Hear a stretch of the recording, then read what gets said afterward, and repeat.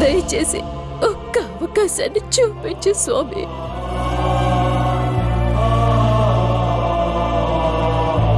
రాధా, దేవుడు మంచి వాళ్ళకెప్పుడు మంచే చేస్తాడు. మనసులో ఎలాంటి కల్మషం లేని నీకు తప్పకుండా మంచే జరుగుతుంది.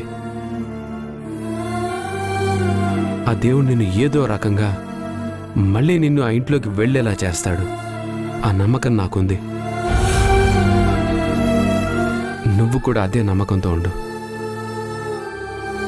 బామ్మకి ఏం కాదు రాదా, అంత మంచి జరుగుతుంది. ప్లీజ్, నిన్నిలా చూస్తుంటే నా మనసు కష్టంగా ఉంది. నువ్వు అడిగిన అవకాశం ఆ దేవుడు కల్పిస్తాడు.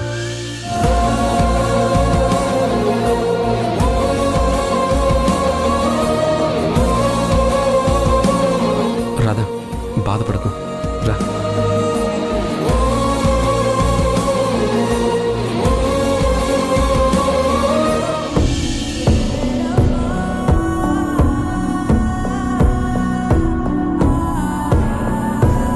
ఇదిగో అత్తయ్య గారు, గాయత్రి ఇక్కడే ఉంది, మీ మనవరాలు.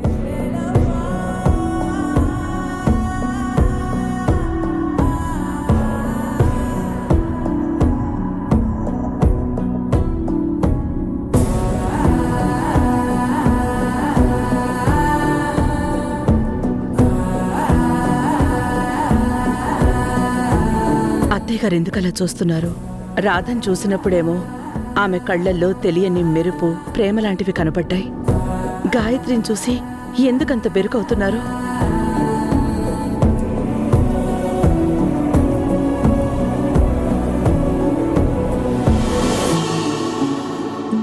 ఏమండి, అత్తయ్య గారి గురించి ఆలోచిస్తున్నారా?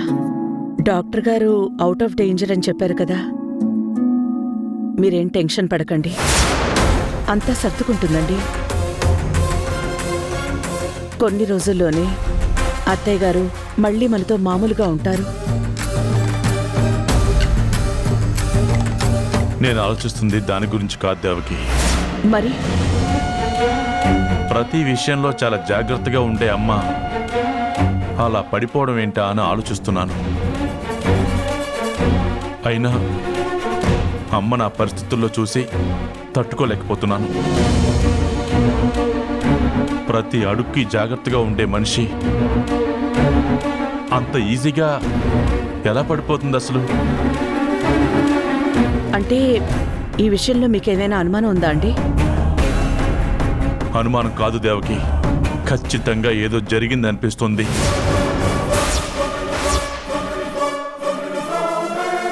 దీని గురించి మనం ఒకసారి ఆలోచించాలి. అమ్మో, వీళ్ళు నాన్నమ్మ ఎలా పడిందో తెలుసుకునే ప్రయత్నం చేస్తే ఖచ్చితంగా నేను దొరికిపోతాను. ఎలాగైనా టాపిక్ డైవర్ట్ చేయాలి.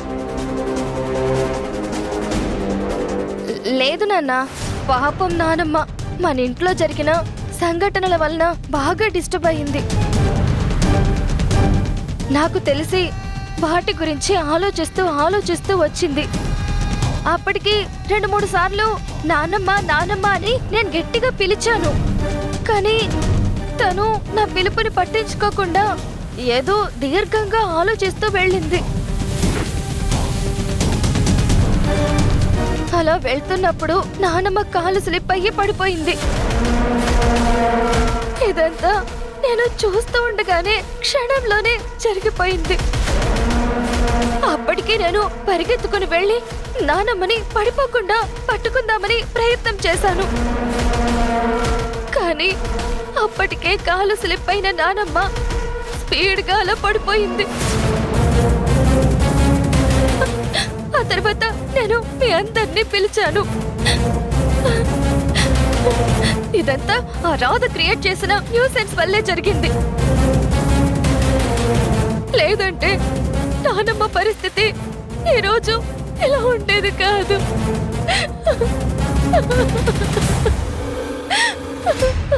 ఊరుకో గాయత్రి, నాన్నమ్మకి ఏమీ కాదు.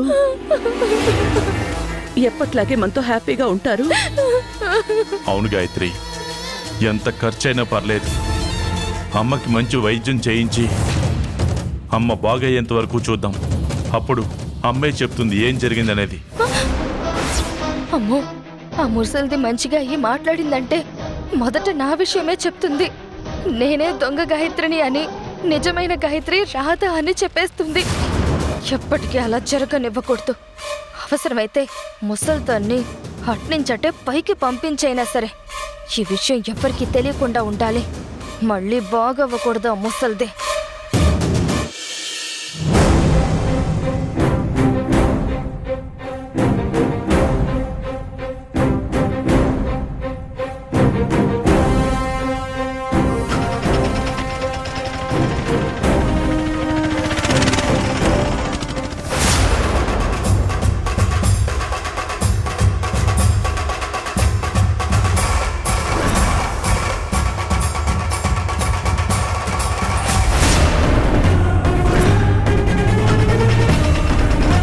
ఏంటండి, రాధా మనోహర్ మళ్ళీ వచ్చారు?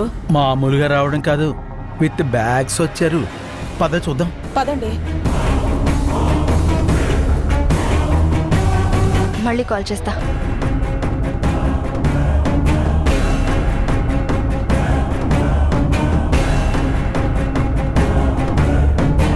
ఏయ్, మళ్ళీ ఎందుకు వచ్చా? మళ్ళీ ఏం నాటకాలు ఆడడానికి వచ్చారు? పైగా బ్యాగులు తీసుకుని వచ్చారు. అమ్మా అమ్మా, ఈ రాధ మళ్ళీ బ్యాగులతో వచ్చింది. ఏంటి, నా మనవరాలు బ్యాగుతో సహా వచ్చిందా? అంటే ఇక మా దగ్గరే ఉంటుందా? అయినా ఈ సత్యలాంటి మోసగత్తి ఇంట్లో ఉండగా తను బయటెందుకుంటుంది? తన కుటుంబాన్ని కాపాడుకోవడానికి వస్తుంది.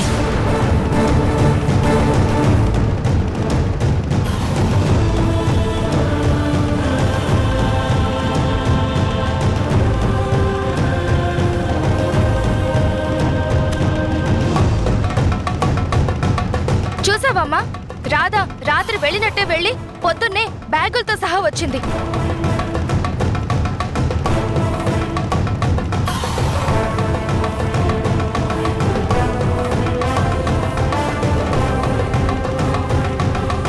ఎందుకొచ్చారు?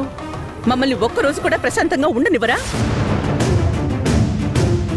ఎన్నిసార్లు మా ఇంటికి రావద్దు, మమ్మల్ని ఇబ్బంది పెట్టొద్దు అని చెప్పినా కూడా మీరెందుకు అర్థం చేసుకోవడం లేదు? ప్రతిసారి ఏదో ఒక వంకతో వస్తూనే ఉన్నారు, మమ్మల్ని ఇబ్బంది పెడుతూనే ఉన్నారు. అయ్యో దేవకి, తనే నీ కూతురు గాయత్రి, మనింటి వారసురాలు. నువ్వు మాటలంటుంది నీ కూతున్నని నువ్వు తెలియక మాట్లాడుతున్నావు. నిజం తెలిసిన నేనేమో ఏమి మాట్లాడలేకపోతున్నాను. నా కుటుంబానికి ఎలాంటి కష్టం పెట్టావు దేవుడా. మోసగత్తె సత్యనేమో కూతురు అనుకుంటూ నిజమైన కూతుర్ని చీదరించుకుంటున్నారు. అది కాదమ్మా, ఒక్కసారి నా మాట విను. మేము ఎందుకొచ్చామంటే, మీరు ఎందుకొచ్చినా నాకు అనవసరం. మళ్ళీ ఏదో ఒక అబద్ధం చెప్పి ఈ ఇంట్లో సెటిల్ అవుదామని వచ్చుంటారు. మర్యాదగా మీరు ముందు బయటికెళ్ళండి. మీరేం చెప్పినా నేను వినను. అమ్మ చెప్పింది అర్థం కావడం లేదా మీకు? ముందు బయటికి నడవండి. ఇంత ధైర్యంగా బ్యాగులతో సహా మీరు వద్దంటున్నా మేము వచ్చామంటే దానికి కారణం ఏమై ఉంటుందో చెప్పడానికి కూడా ఒక్క అవకాశం కూడా ఇవ్వకపోతే ఎలా అండి? ముందు మేము చెప్తున్నది విని కదా మీరు మాట్లాడాలి. కనీసం మనిషిని మాట్లాడనివ్వకుండా బయటికి వెళ్ళండి గొడవ చేస్తే ఎలా అండి? ఎందుకంటే ఇంతకు ముందు కూడా మీరు ఇలాగే వచ్చారు కాబట్టి. మొదట ఉద్యోగం అంటూ వచ్చారు, తర్వాత కూతుర్ని అంటూ వచ్చారు. ఇలా ఎన్నిసార్లు మీరు ఇంటికి వచ్చినా అన్నిసార్లు మేము మాట వినాలా?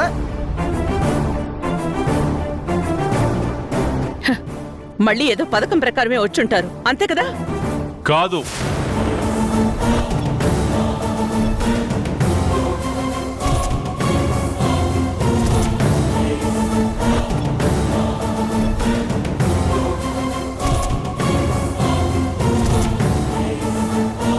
వీళ్ళని నేనే రమ్మన్నాను.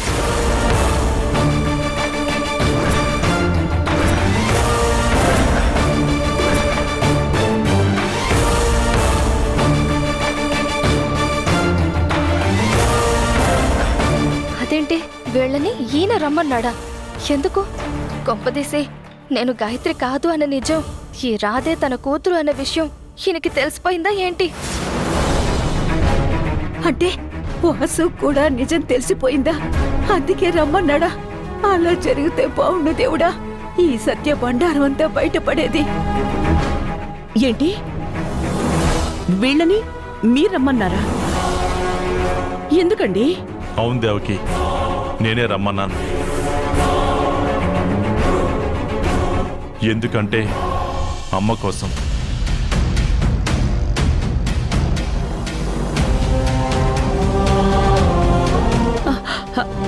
అత్తయ్య గారి కోసమా? అవును దేవకి, నిన్న అమ్మ ఈ రాధ గొంతు వినగానే డాక్టర్ చేస్తున్న ట్రీట్మెంట్కి రియాక్ట్ అయింది.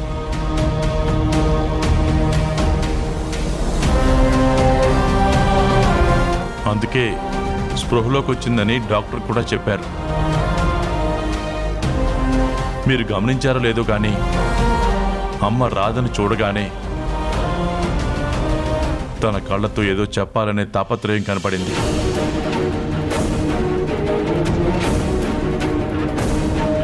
అందుకే అమ్మ పక్కన తనుంటే త్వరగా కోలుకుంటుందని అనిపించింది. అంతేకాదు, అమ్మ ఎందుకు అలా పిలుస్తుందో మనకి తెలియాలన్నా, రాధకు ఏదో చెప్పాలనుకుంటున్న విషయం మనకి తెలియాలన్నా రాధ ఇక్కడ ఉండటమే కరెక్ట్ అనిపించింది. అందుకే పిలిపించాను. అంటే ఈ రాదుంటే నానమ్మ త్వరగా కోలుకుంటుంది, అప్పుడు అన్ని నిజాలు బయటకొస్తాయి. అందుకే వీళ్ళని పిలిపించారు. అమ్మో, అదే గాని జరిగితే నా పని అదో గతి. అదేంటండి, ఈ రాధ వల్లే కదా మన కుటుంబంలో ఇన్ని సమస్యలు. తను లేకపోతే అసలు ఏ సమస్య ఉండేదే కాదు కదా. అలాంటిది మళ్ళీ మనం కోరి సమస్యలు తెచ్చుకోవడం ఏంటండి? కరెక్టే దేవకి, నేను కాదంటం లేదు. కానీ అమ్మ కోలుకోవాలంటే నాకు ఇంతకంటే వేరే మార్గం కనిపించలేదు.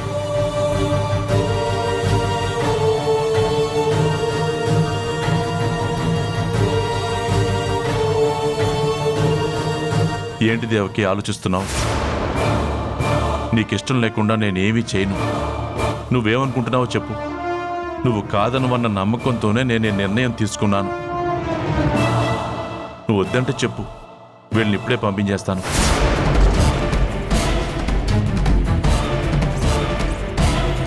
నేను ఆలోచిస్తోంది, ఈ రాధ మన ఇంట్లో ఉంటే మన కూతురు మనశ్శాంతిగా ఉండదు అని. పైగా తను ఎన్ని రోజులని మన ఇంట్లో ఉంటుంది? అత్తయ్య గారు కోలుకునే వరకు అంటే ఏంటా అని ఆలోచిస్తున్నానండి. నీ భయం నాకు అర్థమవుతుంది దేవకి. రాధ వల్ల మన గాయత్రికి ఎలాంటి ఇబ్బంది ఉండదు. రాధని ఈ విషయంలో కలగజేసుకోవద్దని చెప్పి మరీ రమ్మన్నాను.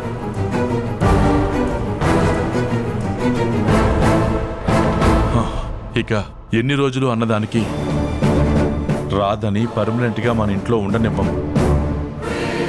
ఒక్క నెల రోజులు రాధని అమ్మ దగ్గర ఉంచుదాం. అమ్మ ఆరోగ్యాన్ని అంచనా వేద్దాం. ఈ 30 రోజులు రాధ అమ్మను చూసుకుంటుంది. అప్పుడు అమ్మ కోలుకుంటే అన్ని విషయాలు బయటకు వస్తాయి. రాధ బయటకెళ్తుంది. ఒకవేళ ఈ 30 రోజుల్లో అమ్మ కోలుకోకపోయినా సరే ఈ రాధ వాళ్ళని బయటికి పంపించేస్తాను. అమ్మో, ఈ నెల రోజుల్లో నానమ్మ కోలుకుంటే నా పని గోవింద. ప్లీజ్ నాన్న, ఈ రాధ వాళ్ళని ఇక్కడ ఉండనివ్వద్దు. తను ఉంటే ఏదో ఒక రకంగా ఇబ్బంది పెట్టాలని చూస్తుంది. అమ్మా గాయత్రి, ఇక అలాంటివేమీ జరగవమ్మా. ఏం జరిగినా నేను చూసుకుంటాను. తను ఒక నెల రోజులు ఇక్కడే ఉంటుందమ్మా. సరేనండి, మీ ఇష్టం.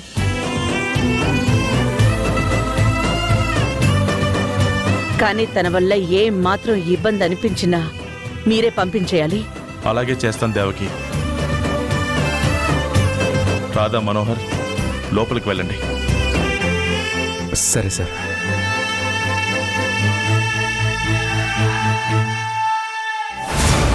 భగవంతుడా, ఇప్పుడేం చెయ్యాలి?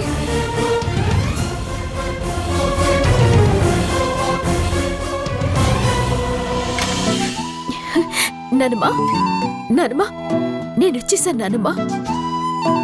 నీకేం కాదు, నేను కాపాడుకుంటాను నానమ్మా.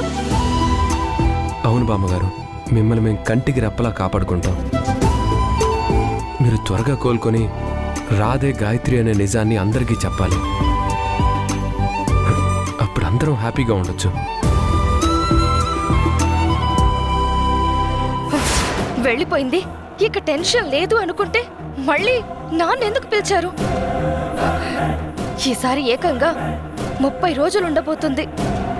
ఈలోపు ముసల్దాని ఆరోగ్యం బాగైపోయి మాట్లాడడం స్టార్ట్ చేస్తే ఇక ఈ రాతని ఆపేవాళ్ళు ఎవ్వరూ ఉండరు.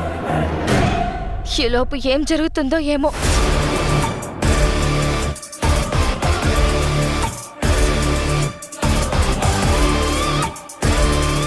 ఏంటి ఏదో తెగ ఆలోచిస్తున్నావు?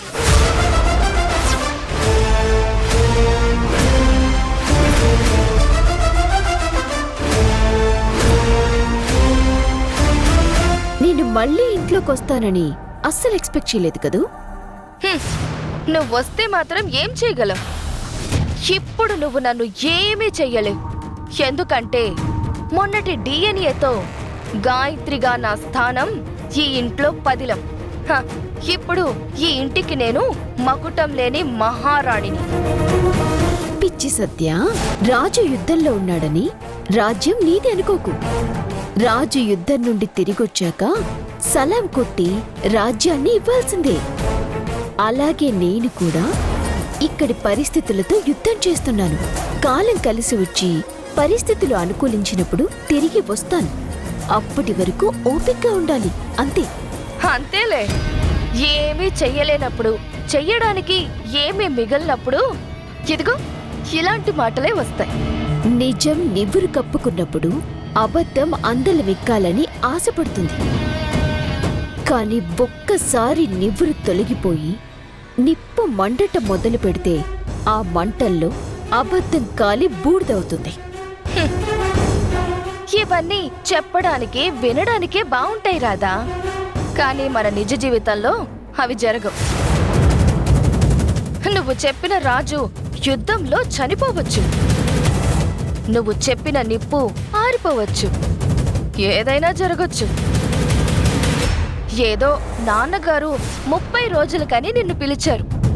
వచ్చామా, ముసల్దానికి సేవ చేశామా, కన్నవాళ్ళని కనులారా చూసుకున్నామా అన్నట్టు ఉండాలి.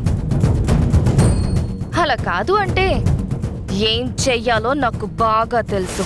నువ్వు నన్ను ఏదో చేయటం కాదు, నేనేం చేస్తానో విను. నీ అహంకారాన్ని దించి నీ నిజ స్వరూపాన్ని బయటపెట్టి నీ చేత ఊచలు లెక్క పెట్టిస్తాను. నన్ను నా తల్లిదండ్రులకి దూరం చేసి, అయిన వాళ్ళకి దూరం చేసి, ఈ ఇంటికి దూరం చేసి నన్ను ఎంతగానో బాధ పెట్టావు. పైగా నా కుటుంబాన్ని నాశనం చేస్తానని శపథాలు పలికా. నిన్ను ఎలా వదిలిపెడతాననుకున్నావు? నీ సంగతి తేల్చకుండా వదల్లో. అయితే నేను చెప్పేది కూడా విను. నువ్వు ఇక్కడికి వచ్చినంత మాత్రాన నువ్వు గాయత్రి అని ఇక్కడెవ్వరూ నమ్మరు. దానివల్ల నువ్వు ఏమీ చెయ్యలేవు. కానీ నేను ప్రతిరోజు ప్రతి పూట నీ వాళ్లతోనే నిన్ను అవమానించేలా చేస్తాను. నిన్ను వాళ్ళు అసహ్యించుకునేలా చేస్తాను. వాటన్నింటినీ తట్టుకోలేక నువ్విక్కడి నుంచి పారిపోయేలా చేస్తాను. నువ్వు నన్ను పంపించడం కాదు, నేనే నిన్ను బయటకు గెంటేస్తాను. నువ్వు నన్ను పంపిస్తావు, నేను నిన్ను గెంటేస్తాను. చూసుకుందాం. చూసుకుందాం. ఛాలెంజ్. ఛాలెంజ్.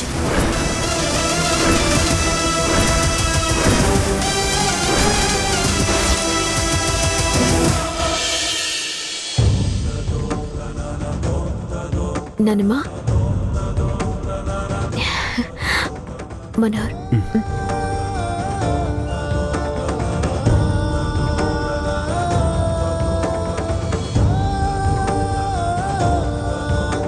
నానమ్మా టాబ్లెట్ వేసుకో.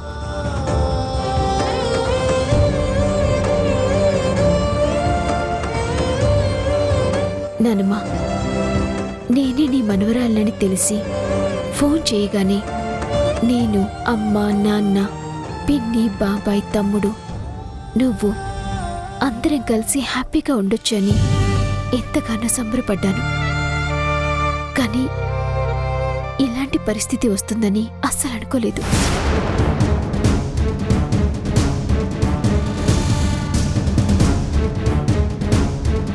ఏంటి మనోహర్, ఏం ఆలోచిస్తున్నావు? ఏం లేదు రాధా, ఒక విషయం గమనించావా?